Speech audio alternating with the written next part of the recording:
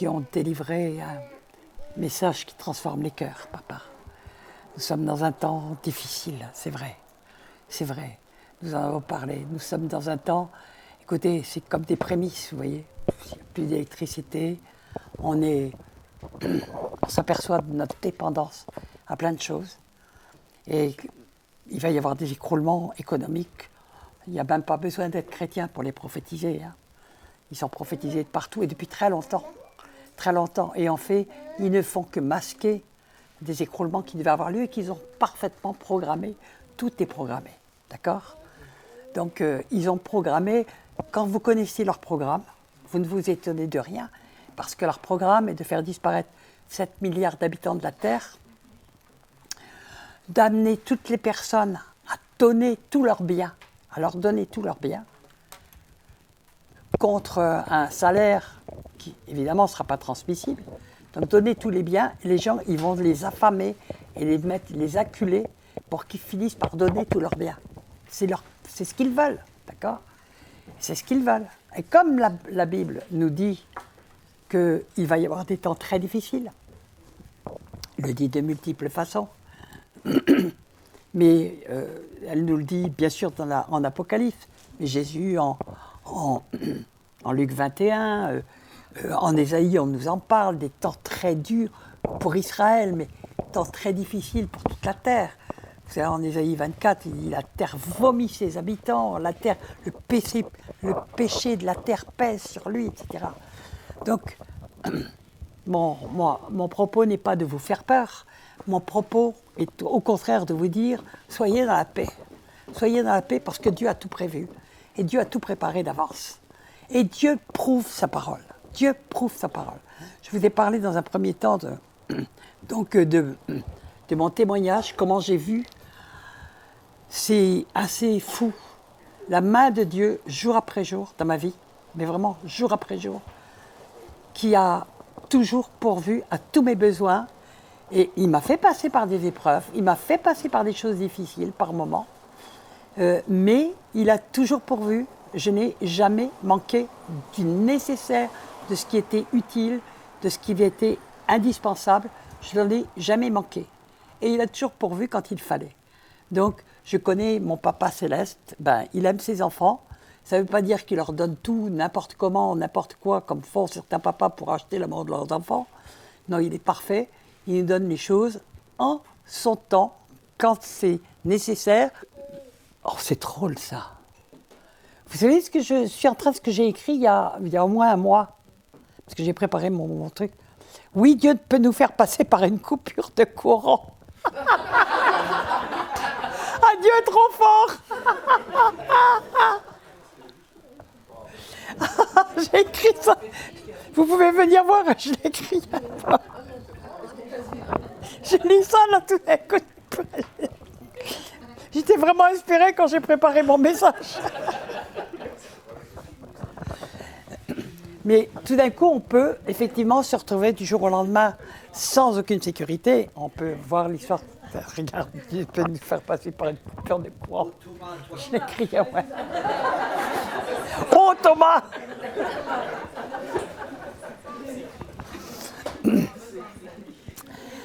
Et surtout, je pense, vous savez, on ne sait pas, le plus difficile, c'est quand on ne sait pas combien de temps ça va durer. Aujourd'hui, on nous a dit, à 4h30, tout est rétabli. À 4h30, on nous a dit, à 8h, tout est rétabli. À 8h, on nous a dit, à 9h, comptez, ce sera rétabli. Puis maintenant, c'est 9h30. Mais je pense que si vous regardez de nouveau, on va peut-être vous dire 10h ou 11h. Le problème, c'est que quand les choses arrivent, souvent, on ne sait pas combien de temps ça va durer. Les soignants, quand ils sont tombés, jamais, mais moi j'ai fait des fausses prophéties en disant c'est tellement de la folie que ça ne peut pas durer. Eh bien, ça fait 10 mois que ça dure et que ça se prolonge. Et beaucoup de soignants ont été même piégés parce que s'ils avaient su au départ que ça durerait si longtemps, alors qu'ils avaient des bulletins de 0 € sur leur salaire, s'ils avaient su que ça durerait si longtemps, ils auraient pu s'organiser. Ils auraient pu carrément changer de métier, aller se mettre en césure, en aide à la personne et autres, parce qu'ils pouvaient le faire. Mais tout le temps, ils se demandaient, mais ça va durer combien de temps? Parce que comme on est dans une folie totale, bah, vous êtes là, vous vous dites combien de temps? Combien de temps ça va durer?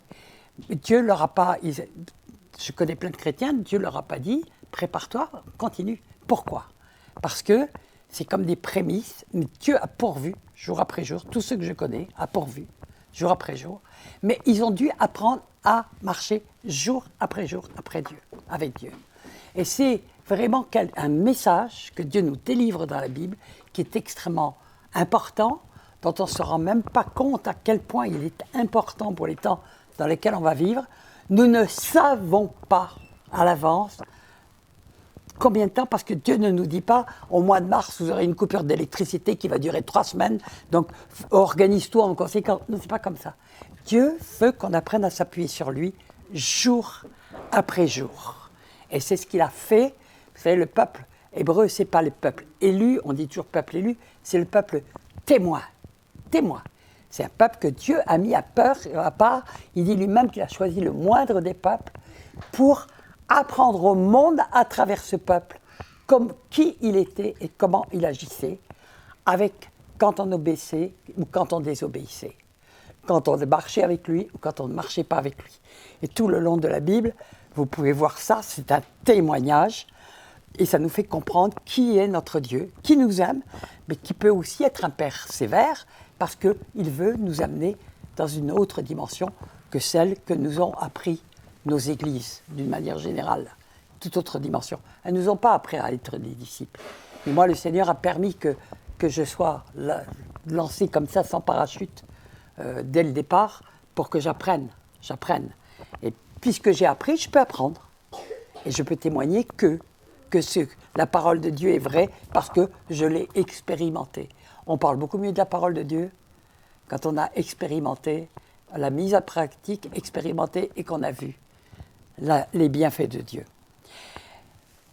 On va parler du peuple hébreu, de ce que Dieu a fait avec le peuple hébreu dans Exode, parce que c'est quelque chose d'extraordinairement important. Et d'abord, pourquoi c'est arrivé? D'abord, comment c'est arrivé? Pourquoi Dieu a permis qu'il reste 400 ans en esclavage en Égypte? Je crois l'avoir déjà dit. C'est parce que Dieu voulait qu'ils apprennent qu'il n'y a aucun gouvernement humain sans Dieu qui est bon. Il n'y en a aucun de bon. Nous, on a cru pendant longtemps que les démocraties, c'était le comble de la liberté. On est un peuple complètement qui a été mis sous dictature à une vitesse grand V. Vous êtes d'accord ou pas? Donc, et tout était préparé dans l'ombre depuis bien longtemps. Est-ce qu'on le voyait? Non. Jamais on n'aurait pu penser que ça arriverait. Et c'est là, et ça va normalement être de pire en pire, mais je pense qu'il va se passer quelque chose pour le peuple de Dieu et que Satan n'a pas prévu parce que Dieu ne lui révèle pas tout à Satan. Hein? Ok, merci. Il ne fait rien sans avoir averti ses serviteurs, les prophètes. Donc il y a beaucoup de prophètes qui parlent actuellement et on sait, je sais, parce que Dieu me l'a prophétisé directement aussi, qu'il va y avoir un grand réveil en France, qu'il va y se passer un renversement extraordinaire. Je ne sais pas quand, mais je m'y prépare. Je ne sais pas quand, d'accord? Alors, le peuple hébreu, il était bien en Égypte. L'Égypte, ça symbolise le monde. Il était dans une forme de démocratie avec un pharaon, mais qui avait connu Joseph, il était estimé, il faisait ce qu'il voulait. Ils avaient même des avantages qui rendaient les Hébreux jaloux à la fin. Et puis ils se multipliaient, ils croissaient, se multipliaient, tout allait bien, etc. Et puis, tout d'un coup, il y a eu un virage énorme. On voit ça dans Exode 1. Et puis, ils vont être mis tout d'un coup, la servitude va devenir épouvantable. Il va y avoir tous les premiers-nés qui vont être tués. C'est à ce moment-là que Moïse va être sauvé. Donc, les premiers-nés.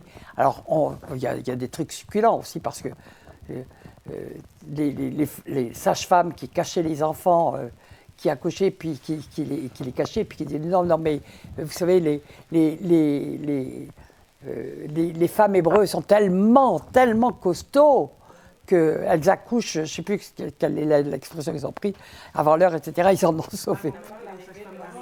Avant même que les sages-femmes n'arrivent, elles sont vouées parce qu'elles devaient rendre compte. Mais pourquoi est-ce que les Hébreux, ça ne sont pas étonnés? C'est qu'elles devaient être bien costauds. Elles ne devaient pas être maigrelettes comme des esclaves. Ça allait très bien.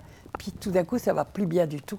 Renversement complet de situation, très brutal, comme ça nous arrive. Renversement complet de situation, et tout d'un coup, ils ouvrent les yeux sur le fait qu'ils sont sous une tyrannie, d'une méchanceté folle. Ce qui nous arrive. Vous êtes bien d'accord? Nous pouvons nous retrouver, et ils sont littéralement... Et c'est à ce moment-là seulement qu'ils commencent à crier à Dieu, et qu'ils commencent à crier pour avoir un libérateur. Alléluia. Et qu'est-ce que Dieu est en train de faire avec la France et avec plein de nations? Elle est en train de les briser pour qu'enfin ces nations crient à Dieu. Amen. Je l'ai raconté, mais je vais le redire encore. Quand la première fois que je suis allé au Congo-Kinshasa, les gens là-bas qui venaient de passer par 30 ans de Mobutu, et tout avait été cassé, ravagé. C'était ravagé, le pays était ravagé. Et il y avait un réveil chrétien qui commençait très, très, très fort. Très fort. Et depuis, il n'a pas arrêté de progresser, ce réveil. Et il me disait, mais vous êtes bizarres, vous, les Européens. Vous croyez que vous pouvez avoir le réveil sans brisement. Mais le brisement, nous allons l'avoir. Et s'il peut y avoir un réveil, c'est parce qu'il va y avoir un brisement. Dieu ne fait rien pour rien. D'accord ? La France est devenue un des pays les plus païens de la Terre. Vous le savez, ça? Elle a mis Dieu à la porte à la Révolution. Mais il était encore chrétien jusqu'à... Vous savez, moi, quand j'étais jeune, j'étais à l'école, au lycée, on avait une instruction religieuse, on parlait de Dieu, c'était la norme. Ça faisait partie de la vie, tout le monde savait que Dieu existait. Et j'ai vu la bascule qui s'est faite en l'espace de 50 ans, 60 ans. Aujourd'hui, les gens, mais on ne peut même plus parler de Dieu dans les églises. On n'a même pas le droit. C'est impressionnant, impressionnant. Alors, on va lire 1 Corinthiens 10:1. Alors, je voudrais déjà vous dire que le peuple hébreu, bon, on va parler de ce qui s'est passé en Exode. Ils ne savaient pas que ça durerait 40 ans. Ils ne savaient pas que ça durerait 40 ans. Je vous ferai remarquer qu'à un moment donné, il y a Jéthro qui est venu au devant de Moïse. On peut dire qu'il n'avait qu'à suivre Jéthro, il rentrait en Canaan tout de suite. En quelques jours, il est venu passer le week-end avec eux. Non, Dieu voulait, et ça on va parler pourquoi, voulait qu'il tournicote dans le désert pendant 40 ans, parce qu'il devait se débarrasser de l'esprit d'Égypte. Et ils ont échoué. Ils devaient se débarrasser de l'esprit du monde. Et ils ont échoué. 2 générations sont restées dans le désert. Et sur la première génération, il y en a 2 qui sont rentrés. Josué et Caleb. Les 2 seuls qui sont rentrés de la première génération qui est rentrée dans le désert. Tous les autres sont morts dans le désert et nous allons voir pourquoi. Alors, voilà ce que Paul nous dit. 1 Corinthiens 10. 1. Car il ne faut pas que vous ignoriez ceci, frères. Donc c'est à nous qu'il parle, d'accord? Après leur sortie d'Égypte, nos ancêtres ont tous marché sur la conduite de la nuée. Ils ont tous traversé la mer. Ils ont donc tous, en quelque sorte, été baptisés pour Moïse dans la nuée et dans la mer. Donc c'était une forme de baptême, déjà. Ils ont tous mangé une même nourriture spirituelle. Ah, pourtant elle était bien matérielle. Hébreux 11 nous dit que tout ce qui est visible vient de l'invisible. Donc c'était créé dans l'invisible. Et quand ça arrivait sur terre, c'était totalement matériel. Et nous verrons tout ce qu'il y avait dans la manne. Ils ont tous bu la même boisson spirituelle. Ah bon? Spirituelle, la boisson? Mais dites donc, c'était une boisson, c'était de l'eau bien pure, bien fraîche et pas pesticidée, ni avec de la javel, qui les a abreuvés. Et nous allons comprendre, prenons conscience peu importe le nombre pour Dieu, peu importe le nombre.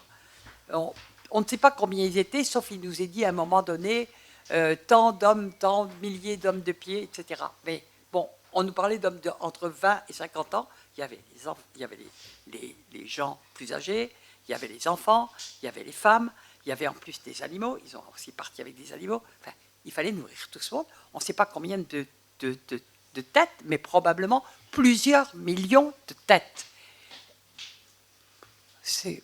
Le bras de Dieu n'est pas trop court. D'accord? Pour lui, qu'on soit 3, 100 ou 1000 ou 10 000, et souvent, nous raisonnons comme ça en disant « Oh là là, mais si encore on n'était que 3 ou 4 ou 5 ou 6 ou 7, peut-être que Dieu pourrait, mais si, oh là là, mais si on est 100, mais si on est 1000, mais comment on va faire? Comment on va faire ?» Bon, on verra comment Dieu fait et comment il le prouve, et Jésus l'a aussi prouvé après. Amen. Alors on continue. Ils ont tous bu la même boisson spirituelle, car ils buvaient de l'eau jaillie d'un rocher spirituel. Ah oui, un rocher spirituel. Mais pourtant, Moïse a pu le frapper. Une première fois, comme Dieu lui avait demandé, et une deuxième fois. Donc, c'était un vrai rocher, et pourtant, la parole de Dieu nous dit que c'était un rocher spirituel. Donc, il était fait dans le ciel avant d'être matérialisé sur terre. Ça confirme ce que nous dit Hébreux 11. D'accord? D'accord. Et ce rocher n'était autre que Christ lui-même. Ah, Jésus était déjà là. Mais oui, Jésus, il est partout dans l'Ancien Testament. Il est sous la forme d'un rocher, il est sous la forme d'un feu, il est sous la forme de l'ange de l'Éternel, il est sous la forme de... il était dans la première lettre de la Genèse, le premier verset, il est là. Hein. Dieu dit, qui est la parole de Dieu? Jésus, donc il est là. Et il fait qu'un avec Dieu. Point final. Dieu est là, Jésus est là. Ils font qu'un. Mon Père et moi, nous sommes un, bien sûr. Bon, je ne vais pas en parler cette fois-ci de ça, mais c'est très important. Bon. Ce rocher n'était autre que Christ, les femmes. Donc Christ était avec eux et donnait de l'eau jour après jour. Et bien sûr, c'est l'eau de la parole aussi. Il est la parole de Dieu, c'est cette eau qui les nourrissait physiquement, mais aussi spirituellement. Amen. Alléluia, c'est de l'eau de la parole.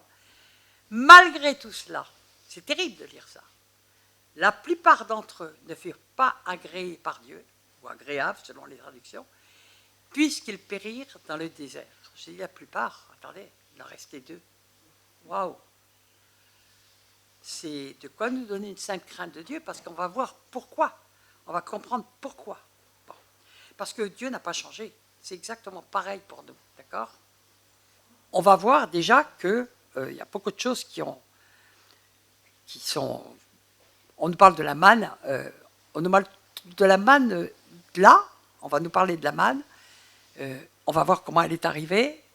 Elle est arrivée d'ailleurs avant les lois. Hein, comme le Shabbat, il est arrivé avant la loi.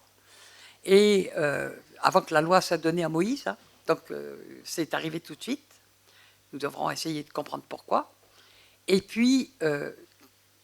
on nous en parle jusque dans l'Apocalypse. Je te donnerai de la manne cachée. Moi j'ai envie, j'attends la manne cachée. Je ne sais pas ce que ça va être. On va recevoir un nom nouveau. On va recevoir de la manne cachée. Waouh, je crois qu'on ne va pas s'ennuyer là-bas quand même. Hein.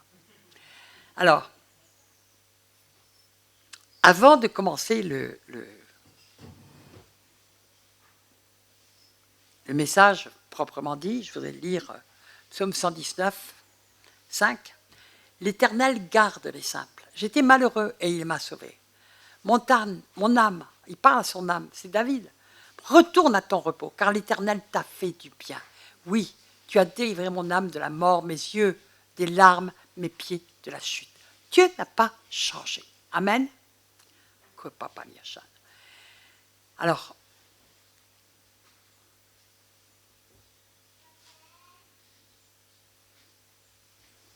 nous allons voir que ce message nous parle beaucoup de la foi, d'un bout à l'autre, parce que c'est à cause de leur manque de foi, de leur incrédulité, qu'ils ont péri dans le désert. Ils croyaient avoir la foi. Ils avaient vu tous les miracles de Moïse. Thierry a parlé cet après-midi de la manière dont ils avaient vu la mer se couper en deux et qui voulaient sortir. Ils avaient vu les déplaies par lesquelles Dieu avait frappé l'Égypte. Ils avaient vu tout ça. Et malgré tout, dès qu'ils sont passés de leur Jourdain, il est dit qu'une sainte, quand ils ont vu Pharaon englouti par les flots, il est dit une sainte crainte s'emparait d'eux. On va dire, mais ça y est, ils ont tout. Et puis, il ne va pas falloir longtemps pour qu'ils commencent à murmurer, qu'ils commencent à râler, qu'ils commencent à ne pas croire, qu'ils commencent à faire preuve d'incrédulité. Et là, le Seigneur nous donne un avertissement très sévère. Et je crois qu'il faut aussi en tenir compte, parce que dans les temps où nous verrons, je vous l'ai dit, marcher par la foi, Thierry l'a dit d'une autre façon aussi, mais marcher par la foi, ça ne s'improvise pas. Marcher par la foi, malheureusement, très souvent, le Seigneur est obligé de nous couper tout pour qu'on apprenne à marcher par la foi. Parce que, qu'on le veuille ou pas, on a plus confiance dans l'électricité qui est là et qui revient dans notre portefeuille, vous savez, très souvent, on a le cœur partagé entre le portefeuille ou le compte en banque et Dieu. Hein. On ne sait pas dans lequel on doit faire le plus confiance. Et quelquefois, on n'a pas du tout conscience qu'on a confiance dans ce qu'on a, au lieu d'avoir confiance dans le Dieu qui donne tout. Amen. Et qui peut tout donner. Amen. Il dit, et la chose existe. Amen. C'est écrit. Alléluia.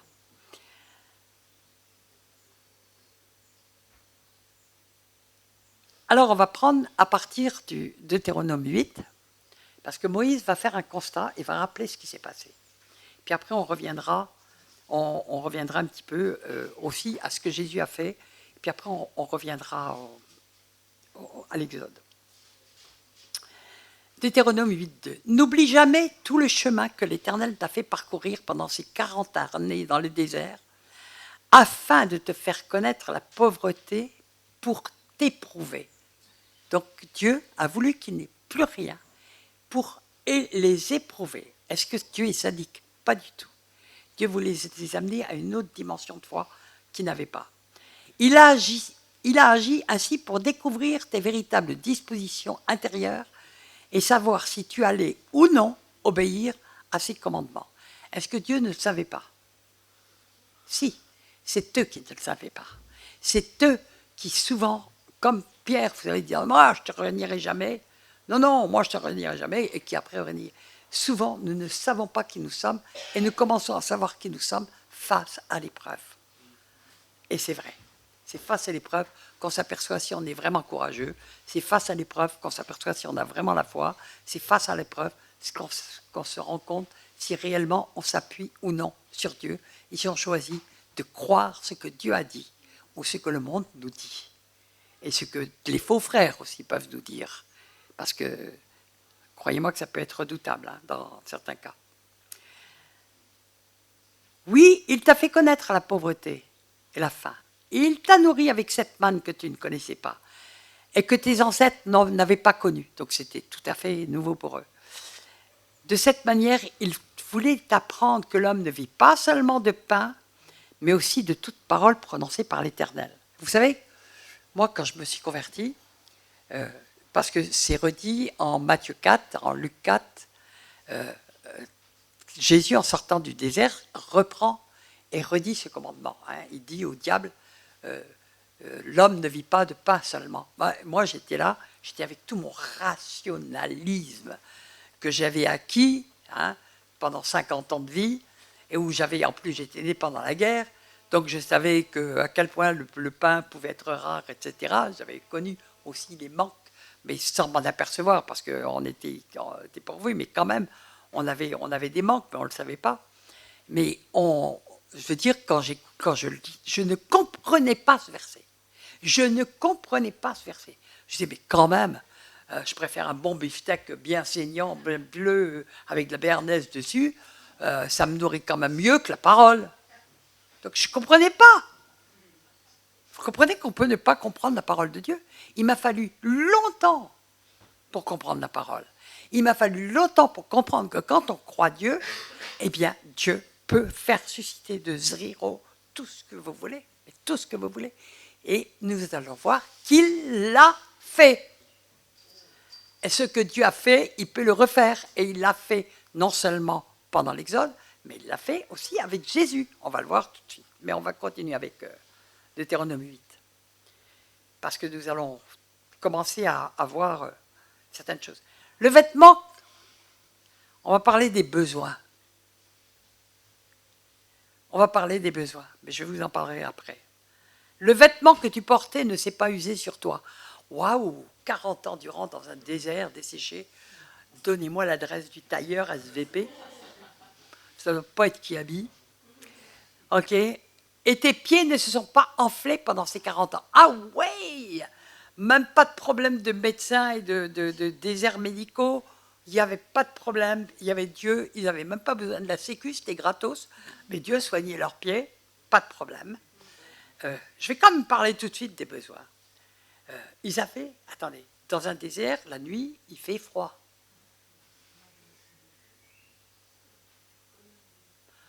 Qu'est-ce qui les précédait? Une colonne de feu.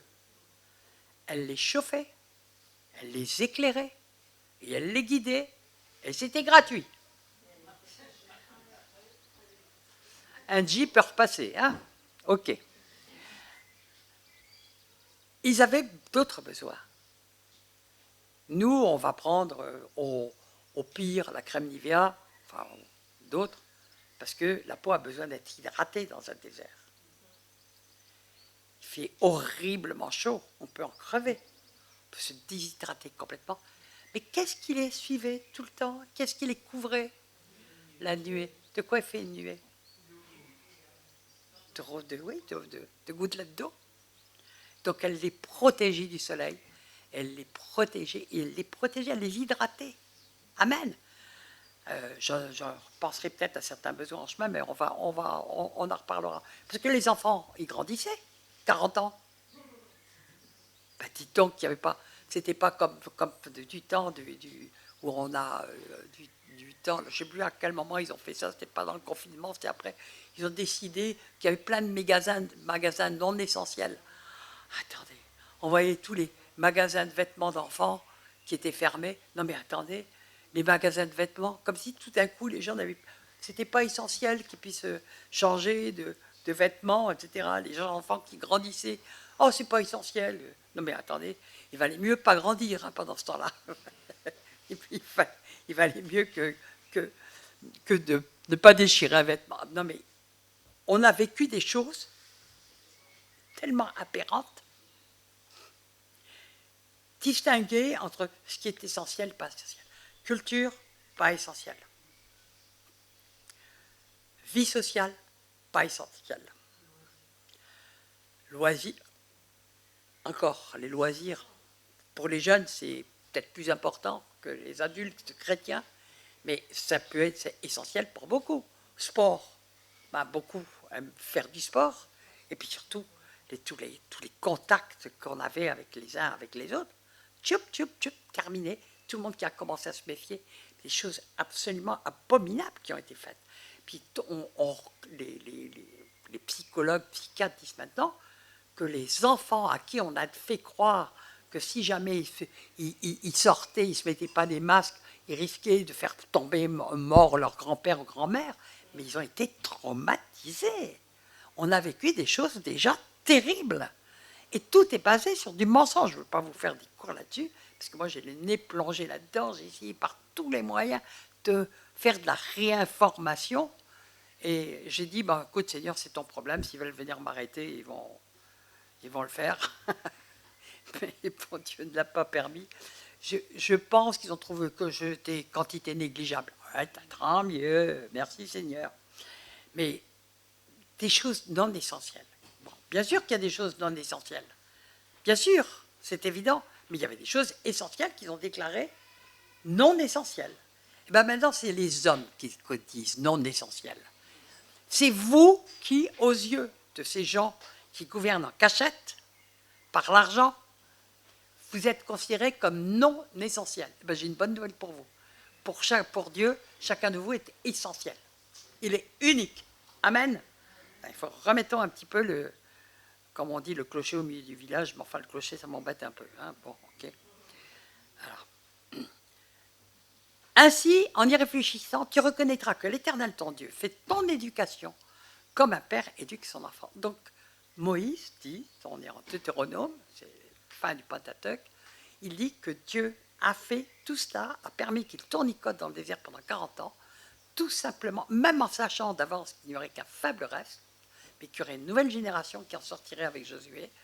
Il a fait tout ça simplement pour qu'ils se déshabituent de l'esprit du monde et qu'ils apprennent à se confier en Dieu. Du boulot, hein? 40 ans, dans le désert, dans les pires conditions. On va voir comment on le fera un petit peu. Alors, rappelons tout de suite que Jésus a dit exactement la même chose.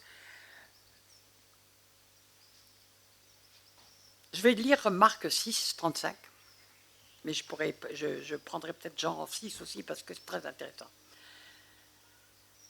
Comme l'heure était déjà avancée, ses disciples s'approchèrent de lui et dirent, attendez, quand Jésus parlait, ils oubliaient qu'ils avaient faim et soif.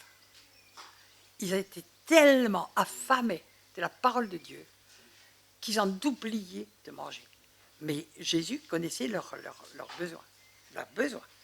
Ses disciples s'approchèrent de lui et lui dirent, ce lieu est désert et l'heure est déjà avancée, renvoie-les afin qu'ils aillent dans les campagnes et dans les villages des environs pour s'acheter de quoi manger. Donc, eux parlent avec leur chair et avec leur logique, avec leur pragmatisme, avec leur... Bon, Dieu n'est pas contre le pragmatisme et le bon sens. Hein.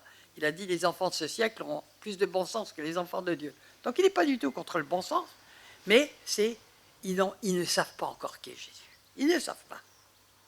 Jésus leur répondit, donnez-leur vous-même à manger. Tout à l'heure, pendant que Thierry me parlait de ça, ça m'est revenu, parce que j'ai dit, il y a une autre dimension là-dedans. Jésus, il n'a pas distribué lui-même en disant, tenez, je vous donne, regardez mes petits-enfants. Il leur dit, allez, donnez vous-même, allez-y, mettez votre foi en action. Puisque c'est moi qui vous donne l'ordre, donnez-leur à manger. Hein, parce que j'ai dit tout à l'heure, attention, on ne tente pas Dieu. On ne tente pas Dieu. Mais quand Dieu nous dit quelque chose, on peut y aller et on lui fait confiance. Donnez-leur vous-même à manger. Mais ils lui dirent, alors ça c'est le raisonnement humain, irions-nous acheter des pains pour 200 deniers? Je vous rappelle que Jésus avait été vendu pour 30 deniers. Et leur donnerions-nous à manger? On ne parle que du pain. Il leur dit, combien avez-vous de pain? Allez voir. Ils s'en assurèrent et répondirent, 5 et 2 poissons. Alors il leur commanda de faire tous s'asseoir par groupe sur l'herbe verte, s'assirent par rangées de 100 et de 50. Il prit les 5 pains et les 2 poissons, et levant les yeux vers le ciel, il rendit grâce, puis il rompait les pains et les donna aux disciples afin qu'ils distribuassent à la foule. Il partagea aussi les 2 poissons entre tous. Tous mangèrent et furent rassasiés. Vous les connaissez bien, ces passages. Mais quand on les relit à la lumière de tout ce qui se passe maintenant, mais Dieu n'a pas changé. Ce qu'il a fait hier, il va le refaire. Si vous vous trouvez tout d'un coup devant 100 personnes qui ont faim, dans les temps qui arrivent, peut-être que vous entendrez Jésus lui dire, t'as patate de pain, mais donne-le. Distribue à tout le monde. Et il en reste assez après pour que tout le monde soit rassasié. Il en rapporta, il y avait même du reste, et on emporta 12 paniers pleins de morceaux de pain et de ce qui restait des poissons. Ceux qui avaient mangé les pains étaient 5000 hommes. Waouh! Alors, c'est pas rien. Je vais lire Jean 6, parce que Jean 6, il y a des passages complémentaires dedans qui sont très, très intéressants, parce que nous allons voir 4 niveaux de foi dans Jean 6. Alors, je ne l'avais pas pris. Ah ben si, j'ai noté. Ah ouais. Jean 6, 8. Un de ses disciples, André, frère de Simon-Pierre, lui dit, il y a, donc Jésus, pareil, les gens, ils sont plusieurs milliers, et il n'y a rien. Et Jésus dit, ben, qu'est-ce que vous voulez faire? Et un des disciples, André, frère de Simon-Pierre, lui dit, il y a un jeune garçon qui a 5 pains d'orge et 2 poissons, mais qu'est-ce cela pour tant de gens? Alors, voilà quelque chose qui est extrêmement intéressant. Il dit, oui, il y a bien ça, mais tout de suite, il arrête en disant, vous Oui. Non. Mais écoute, Jésus, tu pourras. C'est pas la peine de se. J'espère que tu vas pas m'envoyer bouler en te moquant de moi, à la peur d'être rejeté, vous savez. J'espère que tu vas pas te moquer de moi. Je t'aurais bien dit, hein, je te l'aurais bien dit que c'était rien du tout. Hein. Donc ça, c'est la foi de beaucoup. Hein.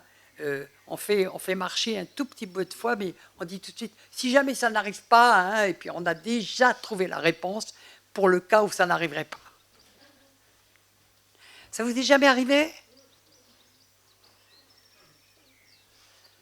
Ça vous est jamais arrivé? Répondez pas tous en même temps. Moi, ça m'est arrivé. Et puis finalement, c'est notre nature profonde, charnelle.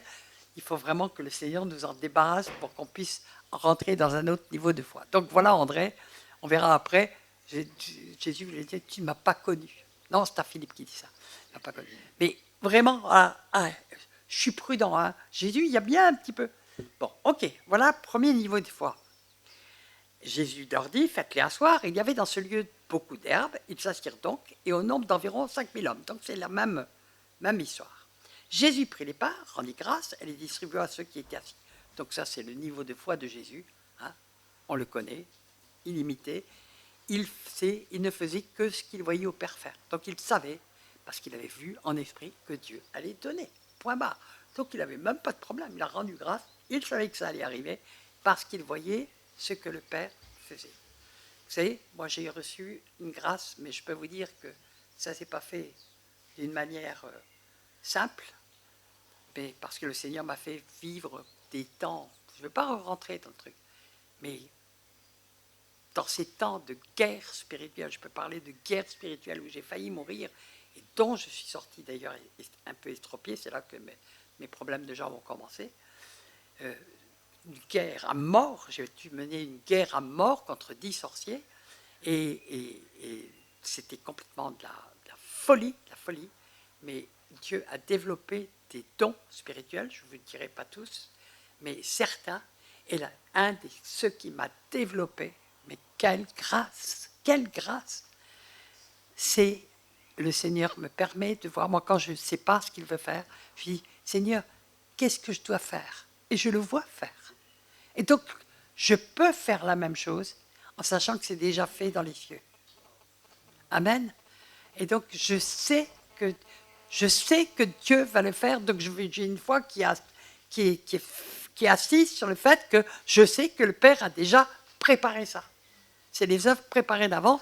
Je sais que Dieu s'est déjà préparé. Donc, je peux y aller. Donc, ma foi est assise parce que je vois ce que le Père fait. Amen. Et le Seigneur veut nous amener à ça. On est ses disciples, Apprenez à demander à Dieu quand vous ne savez pas quelque chose. Seigneur, qu'est-ce que je dois faire? Comment dois-je faire? Si vous priez, si vous savez entendre, si vous savez attendre la réponse de Dieu, vous allez développer. Moi, c'était une question de vie ou de mort. Hein, parce que le Dieu m'a donné des directives incroyables pour arriver à combattre et à ne pas mourir. Donc, mais apprenez à le faire, c'est tellement important. Parce que nos prières sont 100 fois plus efficaces, 1000 fois plus, 1 million de fois plus. On sait que c'est déjà fait dans les lieux célestes. Parce qu'on a vu le Père le faire. Moi, j'ai vu Jésus faire des trucs, je ne peux même pas vous le raconter, parce que vous ne me croiriez pas. Vous ne me croiriez pas. Enfin, peut-être que certains d'entre vous me croiraient, mais je ne vais pas le raconter. Mais c'est extraordinaire. Donc la foi de Jésus était établie sur le fait qu'il voyait, qu'il ne faisait que ce qu'il voyait le Père faire. Donc quand il a commencé à rendre grâce en disant distribuer, il l'avait vu, le Père, multiplier les pains. Aussi simple que ça. Amen. D'accord? Jésus, homme, il était comme nous. Hein? Il était comme nous. La différence avec nous, c'est qu'il n'avait jamais péché et qu'il avait une mesure de foi géante. Mais il était homme. Il parle de lui en disant « Fils de l'homme, sachez que le Fils de l'homme, sachez que le Fils de l'homme », c'est dit plus de 100 fois entre les 4 évangiles. C'est incroyable. Jamais il dit de lui-même qu'il est le Fils de Dieu. C'était les autres qui disaient « c'est le Fils de Dieu ». Lui, il disait « je suis le Fils de l'homme ». Il rappelait toujours qu'il était homme, que sur terre, il était homme. Oui, bien sûr, il était né du Saint-Esprit, Mais il avait choisi de se dépouiller, comme ça nous est dit, de sa stature divine.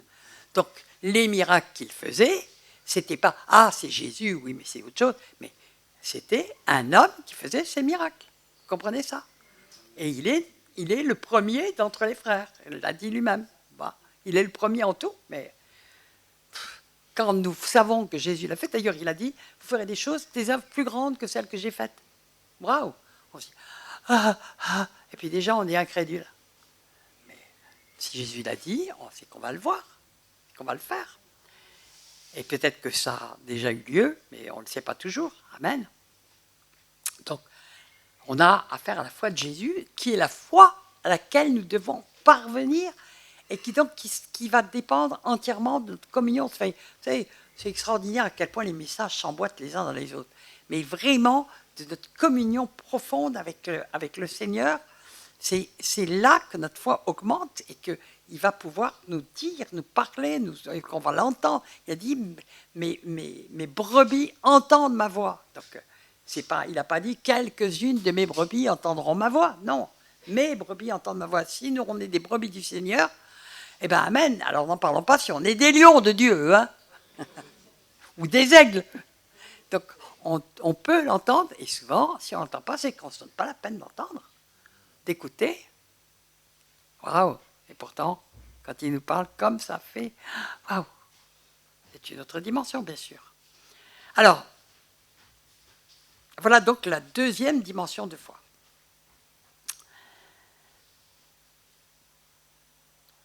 Moi, je voudrais parler d'une troisième dimension de foi qui est extraordinaire dedans, qu'on ne voit pas passer. Le petit garçon qui a donné les pains et les poissons.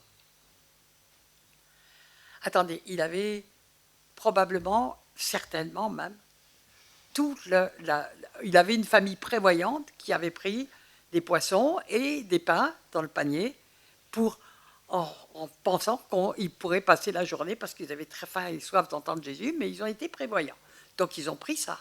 Le petit garçon, on lui avait certainement dit, ses parents avaient certainement dit, garde bien ça, parce que c'est toi qui es chargé de nous garder le panier pour toute la famille. Le petit garçon, ni une ni deux, c'est pour Jésus. Et il a donné. Et le Seigneur a dit, si vous ne devenez pas comme ces petits enfants, vous ne verrez pas le royaume de Dieu. C'est aussi ce cœur d'enfant, on lui fait confiance. On fait confiance. Bon, la parole ne nous dit pas, ça m'étonnerait que ça soit André lui a arraché les mains.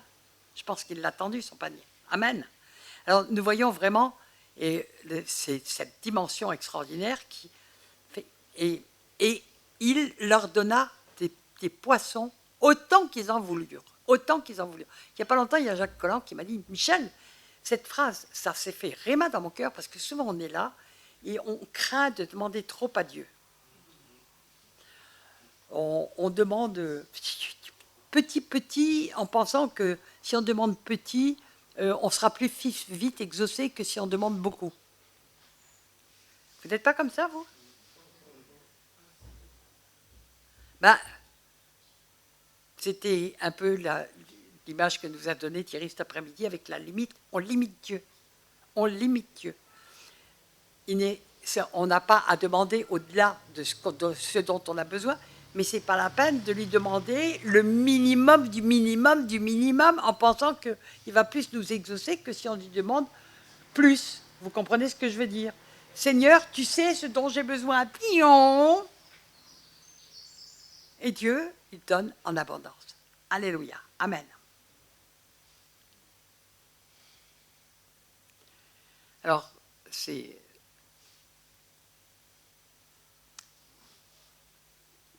Jean 5, 19, le verset que je vous ai cité, le Fils ne peut rien faire de lui-même, il ne fait que ce qu'il voit faire au Père, et tout ce que le Père fait, le Fils le fait aussi, et pareillement. Voilà, c'est donc Jean 5, 19, si vous cherchez le verset. Je vous ferai remarquer aussi que quand on fait des demandes de prière, il faut quand même, il y a des prières, je l'ai dit un petit peu cet après-midi, mais il y a des prières, il y a des gens qui ont une espèce d'arrogance dans leur prière. D'arrogance, parce qu'ils croient que ce qu'ils demandent est juste et ça n'est pas forcément. Mais il y a des choses, je veux dire, c'est pas parce que ça a été fait une fois dans la Bible que c'est forcément pour nous. Il faut attendre que Dieu nous dise, ok, vas-y. Hein, quand Pierre a mis le pied et puis qu'il a marché sur l'eau, il a demandé à Jésus, est-ce que je peux venir? Et Jésus lui a dit, viens. Là, il a marché sur l'eau. Après, il a douté. Paf, il a coulé. Mais Jésus l'a relevé. Ok, il a ressorti de l'eau. Donc, Jésus lui a dit, viens, on ne fait pas de la folie. Je me souviens, il y a quelques années, on avait eu, quand il y avait l'histoire du Yogi Show, ça date déjà, mais il y avait 3 femmes qui avaient décidé de traverser un fleuve en disant, mais on va par la foi, moi je vais aller par la foi, par la foi. Attention à la forfanterie. La foi s'appuie sur ce que Dieu a dit. D'accord? Ce que Dieu a dit.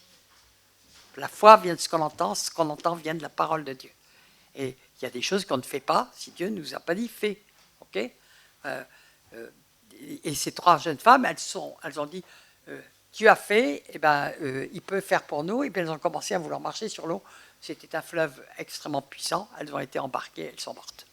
Je vous le dis parce que on n'est pas obligé de faire n'importe quoi, n'importe quoi. Il y a certains cas, il y a des choses qui sont normales dans la parole de Dieu, d'exaucement de Dieu, mais il y a des choses qui sortent complètement des trucs, et le Seigneur nous dit fais. Moïse n'a pas dit je vais ouvrir la mer parce que bon, parce que Dieu va faire. Non, il a attendu que Dieu lui dit prends ta verge et ordonne à la mer de s'ouvrir. Ok? D'accord. Je dis ça parce qu'on voit un petit peu de tout aujourd'hui. Tout est son contraire dans le monde de Christ. Ok. Ça, c'est vous trouvez ça en donc. J'avais noté des versets qui ont été cités par Thierry cet après-midi, alors je vais les passer.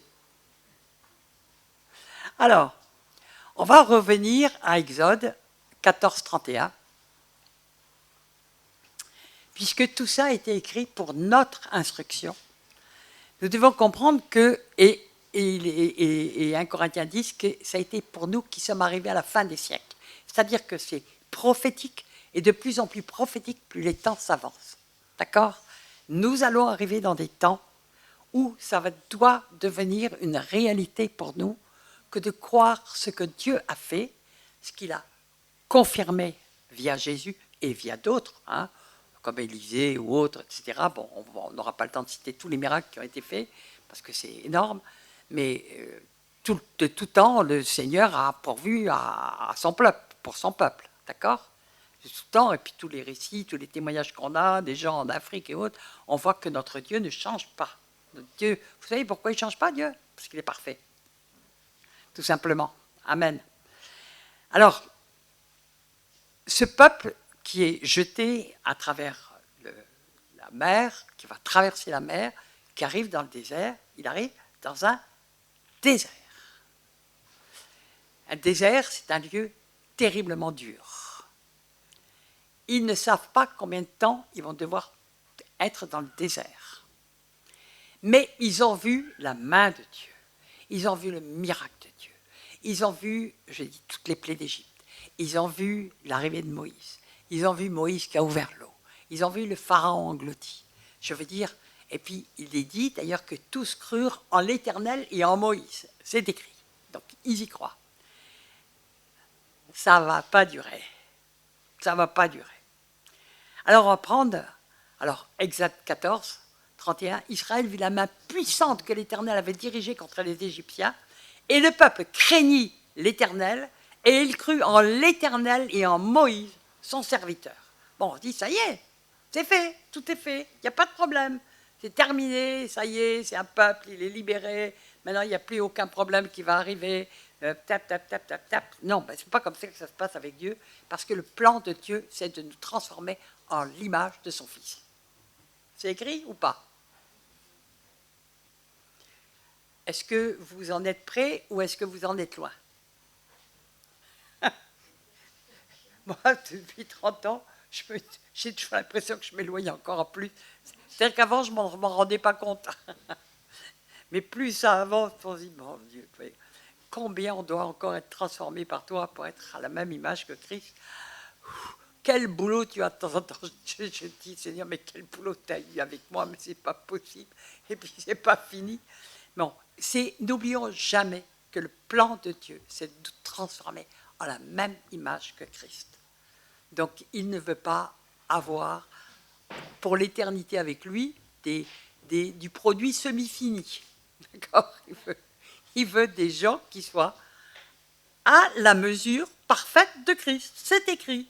Wow. Donc, il ne faut pas s'étonner qu'il nous fasse passer. Tout à l'heure, j'ai eu cette image du diamant. Ben, oui, on arrive, on est brut, de béton. Hein, on est quand même un diamant pour Dieu, mais il faut falloir qu'il fasse la taille pour qu'on soit, pour qu'on brille et pour qu'on envoie la lumière qu'on doit envoyer. Amen. Alléluia. Alors, la première chose qui arrive dans un désert, c'est la soif. Vous êtes bien d'accord? Parce qu'on peut encore ne pas manger pendant plusieurs jours, mais la soif vient très très vite. Alors, on va lire Exode 15. Après 3 journées de marche dans le désert, ils ne trouvèrent point d'eau. Ils arrivèrent à Mara. Alors moi j'aime beaucoup tous ces passages sont des passages extraordinaires parce que c'est incroyablement important et pédagogique pour nous qui sommes venus à la fin des siècles. On peut vivre tous ces temps, d'accord? On peut se trouver en manque d'eau. Il peut y avoir tout d'un coup tous les trucs de système d'eau qui s'arrêtent.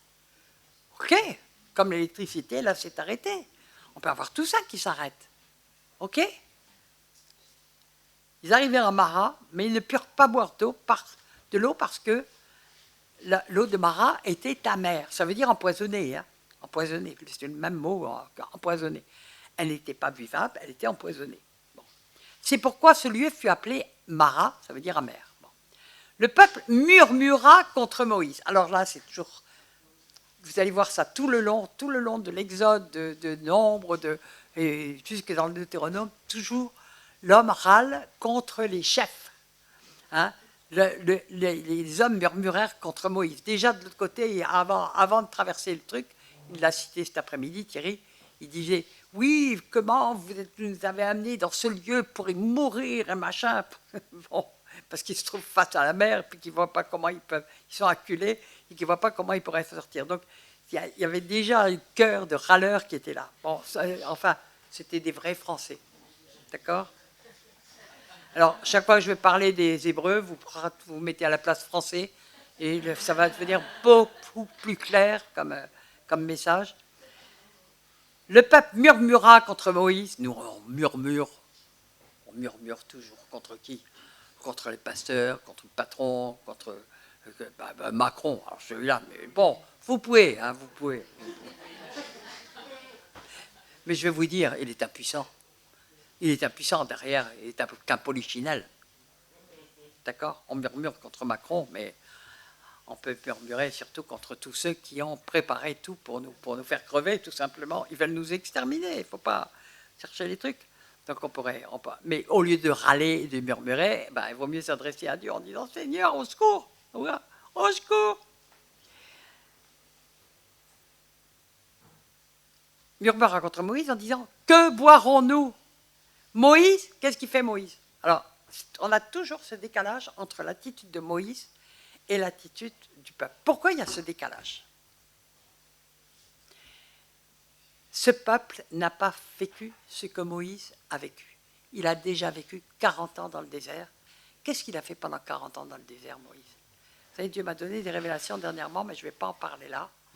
Mais en plus de ça, il a appris à être en cœur à cœur avec Dieu et à connaître son Dieu. Ça fait 40 ans qu'il a vécu dans le désert. Et il a appris. Dans le désert, il y avait... à part parler quelquefois aux cafards, ou je ne sais pas quelles sont les bébêtes qui se promènent dans le désert, il y en a quelques-unes. Hein? Serpents, scorpions, oui, il y a d'autres bébêtes aussi, il y a des petites bêtes qui peuvent... Bon, enfin, peu importe. Enfin, bon, il a appris vraiment à connaître son Dieu. Réellement appris. Et lui, connaissant son Dieu, qu'est-ce qu'il fait, Moïse?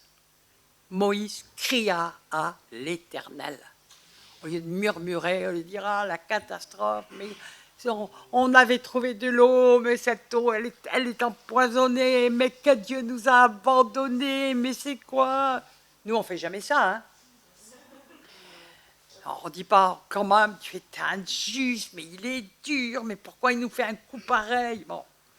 Mais en fait, Dieu veut que ce peuple le connaisse, tout simplement, comprenne qui il est. Moïse cria à l'Éternel. Waouh! Et l'Éternel lui indiqua un bois. Moïse avait l'habitude de parler avec son Dieu. Et Dieu lui répondait. L'Éternel lui indiqua un bois qu'il jeta dans l'eau. Je vous ferai remarquer, qu'il ne nous ait pas dit de quel bois il s'agit. Est-ce que vous savez que Dieu est un chimiste accompli? C'est lui qui a tout fait. Dieu ne dit pas, attends, je vais te transformer tout de suite. Bon, Dieu fait comme il veut. Mais il nous fait faire aussi des gestes de foi. Hein? Il aurait pu dire, je dis une parole. Dieu dit, il lui indique un bois et lui dit, jette ce bois. D'accord. Il jette le bois dans l'eau et l'eau devint douce. Ce fut là que l'Éternel donna au peuple des lois et des ordonnances. Donc il commence à y avoir des lois et des ordonnances dès ce moment-là. C'est-à-dire dès qu'ils sont en Égypte, ils avaient les lois et les ordonnances d'Égypte. D'accord? Mais là maintenant, c'est un peuple qui est plus sous la dépendance de l'Égypte. Il va lui donner ses lois à lui et ses ordonnances à lui. Ça va commencer tout de suite, avant même que Moïse reçoive la Torah sur le mont Horeb. Donc il va déjà lui donner ses lois. Parce qu'il n'y a pas de gouvernement sans loi. D'accord? Et quand Dieu gouverne, il donne aussi des lois. D'accord? Et tous nos gouvernements piétinent toutes les lois divines. Et de plus en plus. Ça va à une vitesse impressionnante. C'est presque tous les jours qu'on apprend des horreurs des horreurs. Vous savez que Biden a demandé que dans tous les États soit autorisé l'avortement jusqu'à 9 mois. Oui, avant-hier. Non mais tous les jours, on en apprend, mais c'est quelque chose. Non, et aujourd'hui, il y a 7 sénateurs en France qui sont mis ensemble pour réclamer que les lois, soi-disant de passe sanitaire, etc., qu'ils ne les remettent pas parce qu'ils sont en train de les voter à l'Assemblée. Attendez, il y a soi-disant, ils sont tous en train de voter ça. Alors, ça doit passer au Sénat. Ils sont en train de passer ces lois, alors que tout le monde sait dans le monde entier que le vaccin est quelque chose d'extrêmement dangereux et qu'ils n'ont même plus d'autorisation de mise sur le marché, puisqu'ils n'ont pas donné la composition. Et qu'en plus, il y a tous les effets secondaires qui s'accumulent avec des chiffres incontournables, etc., qui ne peuvent pas, et ils continuent à le faire. Pourquoi? Parce qu'ils veulent aller plus vite, pour se débarrasser d'un maximum de gens, parce qu'ils sont engagés jusqu'au cou, ils sont tenus eux-mêmes jusqu'au cou. Est-ce que vous savez quelque chose? Dans le monde satanique, c'est une chose que j'ai apprise, c'est que quand des sorciers désobéissent à Satan et n'accomplissent pas la mission pour laquelle Satan les a mandatés, eh bien, Satan les tue. Eh bien, c'est un monde totalement satanique. Donc, ils ont la peur au ventre. Tout simplement. Ils se sont engagés pour piquer des milliards d'individus sur Terre et pour les piquer, les repiquer jusqu'à ce qu'ils en crèvent par centaines de milliers, voire par millions, voire par centaines de millions, voire par milliards. C'est ce qui est en train de se passer actuellement dans le monde. D'accord? Nous vivons ces temps-là. Donc nous avons intérêt à croire et à marcher avec Dieu pour être... On ne sera peut-être pas préservé, mais en tout cas on sait où on va. Mais être des lumières dans ce monde de ténèbres parce que Dieu veut faire sa moisson dans tout ça. Amen. Nous n'avons... C'est fini l'égocentrisme, l'égoïsme dans lequel on vit chacun pour soi, là, dans son petit cercle appelé, son petit club appelé église, là, église locale. Ça ne veut pas dire que ce ne soit pas des bons endroits, Mais je veux dire, c'est tout sauf j'allais dire, des casernes de soldats, hein, franchement. Alors donc Dieu donne au peuple des lois et des ordonnances, et ce fut là qu'il le mit à l'épreuve. Donc c'était une épreuve voulue par Dieu, pour toujours leur mettre face à leur manque de foi. Il n'y en avait qu'un qui avait la foi, et donc qui a crié à l'Éternel, et c'est à lui que Dieu a donné le truc, et tout le monde en a bénéficié. Merci Seigneur, merci Seigneur. Mais Dieu savait qu'il fallait qu'il se débarrasse, il croyait avoir la foi. Il se disait, mais nous sommes le peuple, il croyait en Dieu et tout le bazar. Il croyait avoir la foi, mais Dieu les a mis face à leur manque de foi. Et il n'a pas arrêté de les mettre face à leur manque de foi, parce que le but de Dieu sera toujours de nous amener à une mesure plus grande de foi. Amen. Alléluia.